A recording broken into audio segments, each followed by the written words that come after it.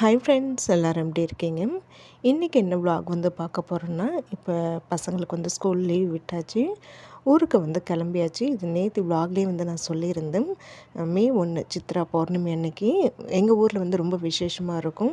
So அதை நான் பக்கம் தொடர்ந்து ஒரு 3 நாள் லீவ் வந்து போட்டிருக்குறாங்க. அதனால் வந்து முத நாள் நைட்டு ஒரு 10 மணி போல் வீட்டிலேருந்து கிளம்பிட்டோம். அங்கே நாங்கள் மாமியார் வீட்டுக்கு போகிறதுக்கு ஒரு 4 ஹவர்ஸ் கிட்ட வந்து ஆயிடுச்சு. இப்படி இருக்காலும் ஒரு 3 மணி போல் தான் வந்து வீட்டுக்கு வந்து போயிருந்தோம். ஊருக்கு மாமியார் வீட்டுக்கு போனதுக்கப்புறமா அன்னைக்கு காலையில் என்னுடைய மார்னிங் ரொட்டீன், அப்புறம் கோயில் விழா சித்ரா பௌர்ணமிக்கு ரொம்ப விசேஷமாக இருக்கும். எங்கள் தெருவு கோயிலில் வந்து மாரியம்மன் கோயிலில் வந்து பால்குடம் வந்து எடுக்கிறாங்க. என்னோடய மாமியாரும் வந்து பால்குடம் எடுக்கிறாங்க. அது எல்லாமே இந்த விலாகில் வந்து நான் ஷேர் பண்ணியிருக்கிறேன். கண்டிப்பாக உங்களுக்கு வந்து வீடியோ வந்து ரொம்ப பிடிக்கும். முடிஞ்ச அளவுக்கு வீடியோ ஸ்கிப் பண்ணாமல் வந்து பாருங்கள். இப்போ மாமியார் வீட்டிலேருந்து விலாக் வந்து ஸ்டார்ட் பண்ணியாச்சு. நேற்று விலாகில் வந்து 2 3 சிஸ்டர் வந்து என்னோடய மாமனார், மாமியார், அம்மா, அண்ணி பசங்க எல்லோரும் எப்படி இருக்காங்க அப்படின்னு சொல்லி வந்து விசாரிச்சுருந்தீங்க. ரொம்ப ரொம்ப சந்தோஷமாக இருந்தது. ஊரில் எல்லாருமே ரொம்ப நல்லா இருக்கிறாங்க. இப்போ மாமியாருக்கு தான் வந்து கொஞ்சம் உடம்பு வந்து முடியல. இங்கே சென்னையில வந்து ட்ரீட்மெண்ட் வந்து எடுத்துருக்குறோம். அங்கே ஊர்லேயும் வந்து அங்கே ட்ரீட்மெண்ட் எடுத்துகிட்ருக்குறாங்க. இப்போதைக்கு அத்தைக்கு வந்து ரொம்ப ஸ்ட்ரெயின் பண்ணி குனிஞ்சு நிமிர்ந்து செய்கிற வேலைகள், வெயிட்டு தூக்குறதெல்லாம் வந்து பண்ணக்கூடாதுன்னு வந்து சொல்லியிருக்கிறாங்க. மற்றபடி எல்லா வேலைகளுமே வந்து செய்யலாம். அத்தை, மாமா மட்டும்தான். வேலைகள் வந்து ரொம்ப இருக்காதுங்க. சமையல் வேலையும் ரொம்ப கம்மி தான். மற்ற இந்தமாரி க்ளீனிங் வேலையெல்லாம் அவங்களால வந்து செய்யறதுக்கு முடியாது. தோட்டம் பெருக்கிறதுக்கு, க்ளீன் பண்ணுறதுக்கு, அப்புறம் வந்து மெயினாக அவங்களால என்னென்ன வேலைகள் செய்கிறதுக்கு முடியலோ அதுக்கு எல்லாத்துக்குமே வந்து ஆள் வைக்க சொல்லியிருக்கிறோம். நான் இங்கே வந்ததுமே பார்த்திங்கன்னா, தோட்டம் ரொம்ப அந்த சருகுலாம் கொட்டி ரொம்ப கன்னாபின்னான்னு தான் கிடந்தது.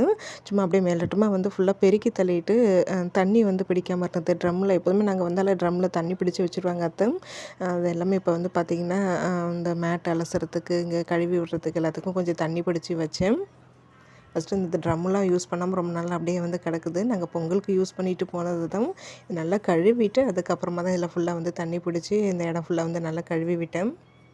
எழுந்ததுமே ஃபஸ்ட்டு ப்ரஷ் பண்ணுறதுக்கு தான் வந்தேன். சரி, தோட்டம் பார்த்ததுமே ரொம்ப கன்னாபின்னான்னு கிடந்ததுனால இந்த வேலையை முடிச்சுட்டு ப்ரஷ் பண்ணிவிட்டு அதுக்கப்புறமா தான் வந்து ஃபஸ்ட்டு ஒரு காஃபி போட்டு குடிச்சிட்டு மற்ற வேலைகள் என்னென்ன இருக்குதுன்னு பார்த்துட்டு வந்து பண்ணணும். எங்கள் மாமியார் வீட்டில் வெய்ய காலத்தில் வந்து சுத்தமாகவே இருக்க முடியாதுங்க. ஏன்னா பின்னாடி வீடு ஃபுல்லாகவே வந்து ஷீட்டு தான் போட்டிருப்பாங்க. ரொம்ப அனல் ரொம்ப அதிகமாக இருக்கும். கிச்சன்லேயும் வந்து நின்று சமைக்க முடியாது. வீடு வந்து பார்த்திங்கன்னா கொஞ்சம் ஒரு மாதிரி குடோன் மாதிரி தான் வந்து இருக்கும். காத்தோட்டமே இல்லாத மாதிரி தான் இருக்கும். வீட்டுக்குள்ளே இருக்கிறது ரொம்ப கஷ்டம்தாங்க. அதனால் இங்கே ஃபுல்லாக தேய்ச்சி கழுவி விட்டுட்டேன். சமையல்லாம் வேலையெல்லாம் முடிச்சுட்டு இங்கே வந்து கட்டில் போட்டு இங்கே வந்து படுத்துருக்கலாமே அப்படின்ட்டு இந்த இடம் கொஞ்சம் க்ளீன் பண்ணியிருந்தேன். அத்தையும் மாமாவும் காலையில் காஃபி போட்டு குடிச்சிட்டாங்க. நாங்கள் கொஞ்சம் லேட்டாக தான் எழுந்திரிச்சதுனால இப்போ வந்து அடுப்பில் பால் வச்சு விட்டுட்டு திருவாசல் வேலை வந்து இன்னும் பண்ணலை. அது ஃபஸ்ட்டு வந்து கழுவி விட்டுட்டு கோலம் போட்டுட்டு அதுக்கப்புறமா வந்து காஃபி குடிச்சிட்டு டிஃபன் வேலையை வந்து பார்க்கணும். அத்தை கொஞ்சம் கிச்சனில் வந்து க்ளீன் பண்ணி வச்சுருந்தாங்க. ஷெல்ஃபு மட்டும் கொஞ்சம் கண்ணு இருக்குது. அதை நான் சமையல் வேலையை பார்த்துட்டே சரி பண்ணி வச்சுருவேன். வாளியில் வந்து பார்த்திங்கன்னா அத்தை பால் குடம் எடுக்கிறாங்க. அதுக்கு வந்து கோயிலுக்கு வந்து பால் வாங்கி வச்சுருக்குறாங்க. அத்தைக்கு வந்து உடம்பு முடியல. தெரு ஃபுல்லாக வந்து பால்குடம் எடுத்துகிட்டு அங்கே வந்து ஊர்வலம் வந்து வரல. கோயில் மட்டும் வந்து ஒரு 3 சுற்றிட்டு பால்குடம் எடுத்துகிட்டு வர போகிறாங்க. டிஃபன் என்ன செய்கிறதுன்னு வந்து தெரியல. இட்லி மாவு வந்து இல்லை. எப்போதுமே அத்தை வந்து பார்த்திங்கன்னா, நாங்கள் ஊர்லேருந்து வரேன்னு தெரிஞ்சிட்டாலே முதல் நாளே வந்து ஒரு 2 கிலோவுக்கு மேலே வந்து இட்லிக்கு மாவுலாம் அரைச்சி போட்டு ரெடியாக ஃப்ரிட்ஜில் வச்சுருப்பாங்க. இந்த வாட்டி நான் எதுவுமே வந்து பண்ணாதீங்கன்னு சொல்லிட்டேன். ஏன்னா அவங்க வெயிட்டெல்லாம் வந்து தூக்கக்கூடாது. நம்ம மாமியார் வீட்டில் இருக்கிற கிரைண்டர் ரொம்ப பெரிய கிரைண்டருங்க. அந்த கொழுக்களெல்லாம் ரொம்ப வெயிட்டு தூக்க முடியாது. என்னாலே தூக்க முடியாது, கஷ்டமாக இருக்கும். அதனால் நீங்கள் வந்து முடியாமலாம் எதுவும் வந்து மாவுலாம் அரைச்சி வைக்காதீங்க. வேணும்னா கடையில் பார்த்துக்கலாம், இல்லாட்டினா வேறு எதனா டிஃபன் செஞ்சுக்கலாம்னு நான் சொல்லிட்டேன்.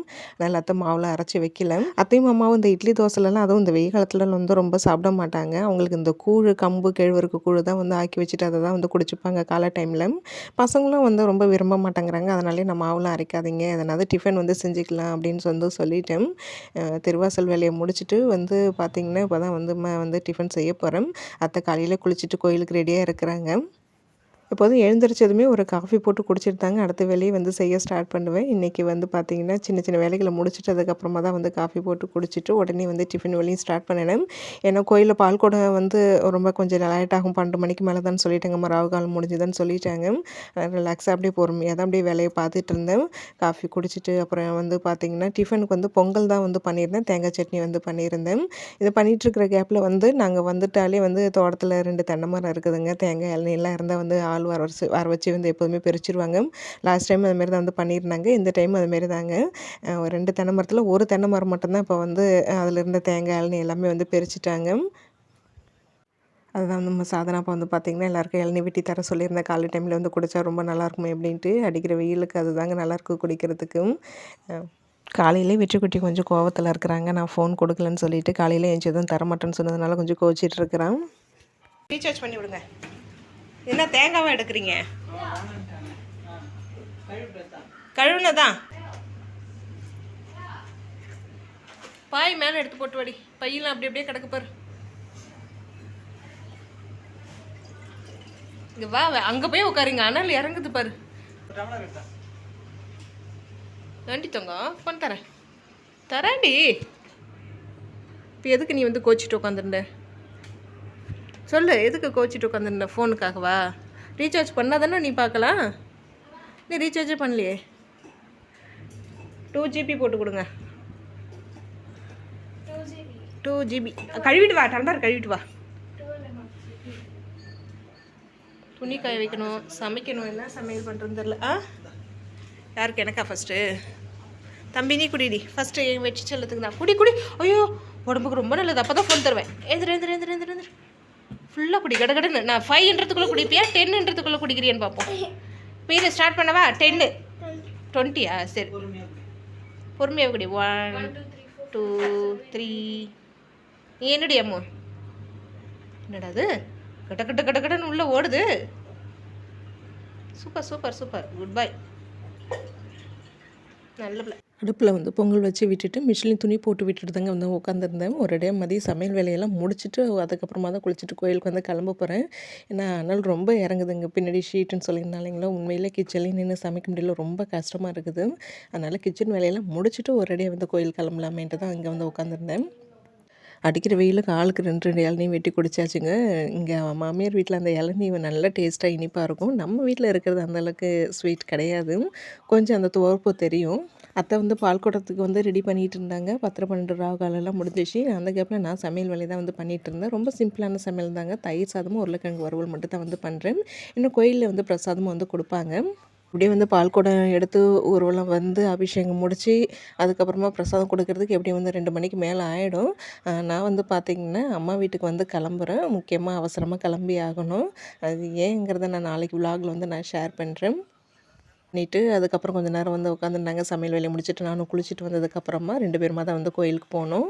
இன்னும் கோயிலில் வந்து ஸ்டார்ட் பண்ண ஆரம்பிச்சிட்டாங்க. ஒவ்வொருத்தங்களாம் பால் குடம் எடுத்துகிட்டு வர ஆரம்பிச்சிட்டாங்க. எல்லோரும் ஒன்றா எடுத்துகிட்டு வந்து ஒரு பூஜை பண்ணி அதுக்கப்புறமா தான் வந்து ஊர்வலத்துக்கு வந்து கிளம்புவாங்க. இந்த கோயில் கும்பாபிஷேகத்துக்கு வந்ததை கூட நான் விலாகில் வந்து நான் ஷேர் பண்ணியிருப்பேன். நம்ம வீட்டிலேருந்து ஒரு 2 வீடு தள்ளி தான் இந்த கோயில் தெரு முனையில் வந்து இருக்கும். அப்போ தான் ஒவ்வொருத்தங்களும் வந்து பார்த்திங்கன்னா பால் குடம் எடுத்துகிட்டு வந்து சில பேர் வந்து காப்பு கட்டுறவங்களும் இன்றைக்கி தான் வந்து காப்பு கட்டிக்கிறாங்க கையில். பால் குடம் ரெடி பண்ணிகிட்டு இருந்தாங்க கோயிலில் எடுத்துகிட்டு வந்து. நாங்கள் வீட்டிலே ரெடி பண்ணி எடுத்துகிட்டு வந்துட்டோம். நம்மளுக்கு வீடு பார்க்கங்கிறதுனால கொஞ்ச நேரத்துலேயே வந்து அப்புறம் ஸ்டார்ட் பண்ணிட்டாங்கங்க. ஃபஸ்ட்டு அம்மனுக்கு வந்து வரிசையெல்லாம் எடுத்துகிட்டு வந்து இங்கே வச்சுட்டு பக்கத்துலேயே சப்தகன்னிகள் இருக்காங்க. அங்கே தான் வந்து எல்லா பால் குடமும் கொண்டு போய் வச்சு சின்னதாக ஒரு பூஜை பண்ணி அதுக்கப்புறமா தான் வந்து ஊர்வலம் எடுத்துகிட்டு போவாங்க. இங்கே வந்து இதெல்லாம் பார்க்கணுமேங்கிறதுக்காகவே நான் சீக்கிரமாக சமையல் வேலையை வந்து முடிச்சுட்டு ரொம்ப சிம்பிளான வேலைங்கிறதுனால கடகடன்னு முடிச்சுட்டு குளிச்சுட்டு கோயிலுக்கும் வந்தாச்சு.